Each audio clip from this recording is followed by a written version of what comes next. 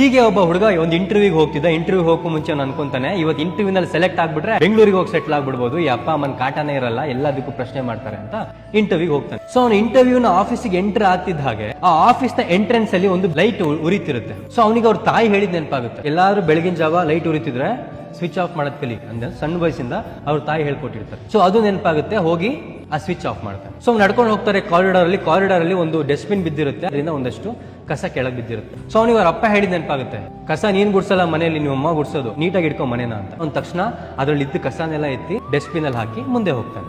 ಅಲ್ಲೊಂದು ಫಿಲ್ಟರ್ ಇಂದ ನೀರು ಸೋರ್ತಿರುತ್ತೆ. ತಕ್ಷಣ ಅವ್ರ ಅಮ್ಮ ಹೇಳಿದ ಅವನಿಗೆ ನೆನಪಾಗುತ್ತೆ, ನೀರು ವೇಸ್ಟ್ ಮಾಡಬಾರ್ದು ಅಂತ. ಸೊ ತಕ್ಷಣ ಹೋಗೋದನ್ನ ಆಫ್ ಮಾಡ್ತಾನೆ. ಸರಿ ಅಂತ ಇವನು ಇಂಟರ್ವ್ಯೂ ಒಳಗೆ ಹೋಗ್ತಾನೆ, ಫೈಲ್ ನ ಹಿಂಗ್ ಕೊಡ್ತಾನೆ. ಅವರು ಫೈಲ್ ನ ಇಸ್ಕೊಂಡು ಹಿಂಗ್ ಸೈಡಿಗೆ ಇಟ್ಟು, ಯು ಆರ್ ಸೆಲೆಕ್ಟೆಡ್, ಯಾವಾಗಿಂದ ಕೆಲ್ಸಕ್ಕೆ ಬರ್ತೀಯಾ ಅಂತ ಕೇಳ್ತಾರೆ. ಇವನಿಗೆ ಗಾಬರಿ ಆಗ್ಬಿಡುತ್ತೆ, ಒಂದ್ ಪ್ರಶ್ನೆನೂ ಕೇಳಲಿಲ್ಲ. ಯಾಕೆ ಸರ್ ಅಂತ ಕೇಳಿದಾಗ ಅವ್ರು ಹೇಳ್ತಾರಂತೆ, ಇವತ್ತಿಲ್ಲಿ ಯಾವುದೇ ಇಂಟರ್ವ್ಯೂ ಇರ್ಲಿಲ್ಲ, ನಾವು ಬರೀ CC ಕ್ಯಾಮ್ರಾ ನೋಡ್ತಾ ಕೂತಿದ್ವಿ, ಅಲ್ಲಿ ಹೊರಗಡೆ ಒಂದು ಲೈಟ್ ಆನ್ ಮಾಡಿದ್ವಿ, ಕಾರಿಡಾರ್ ಅಲ್ಲಿ ಕಸ ಹಾಕಿದ್ವಿ, ಅಲ್ಲಿ ನೀರ್ ಸೋರೋ ತರ ಇಟ್ಟಿದ್ವಿ, ಯಾರು ಲೈಟ್ ನ ಆಫ್ ಮಾಡಿ ಕಸನ ಡಸ್ಟ್ಬಿನ್ ಗೆ ಹಾಕಿ ಆ ಸೋರ್ತಿರೋ ನೀರಿನ ಟ್ಯಾಪ್ ಅನ್ನ ಆಫ್ ಮಾಡ್ತಾರೋ ಅವರೇ ಸೆಲೆಕ್ಟೆಡ್ ಅಂತ ನಾವು ಹುಡುಕ್ತಿದ್ವಿ. ಯಾಕಂದ್ರೆ ಯಾರು ಇಲ್ಲಿ ಕೆಲ್ಸಕ್ಕೆ ಬರ್ತಾರೋ ಅವ್ರ ಕೆಲ್ಸಕ್ಕೆ ಸೇರೋದಿಂತ ಮುಂಚೆನೆ ಈ ಒಂದು ಆಫೀಸು ನನಗೆ ಸೇರುತ್ತೆ ಅನ್ನುವಂತ ಒಂದು ಮನಸ್ಥಿತಿ ಇರುತ್ತೋ ಅವರಿಗೆ ಕೆಲಸ ಅಂತ ನಾವು ಡಿಸೈಡ್ ಮಾಡ್ಕೊಂಡಿದ್ವಿ ಅಂತ.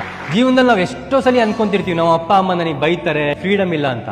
ಬಟ್ ಆ ತಂದೆ ತಾಯಿ ಕೊಟ್ಟಿರುವಂತಹ ಸಂಸ್ಕಾರನೇ ನಮಗೆ ನಮ್ಮ ಜೀವನ ಪೂರ್ತಿ ಕಾಯೋದು ಅನ್ನೋದನ್ನ ನಾವು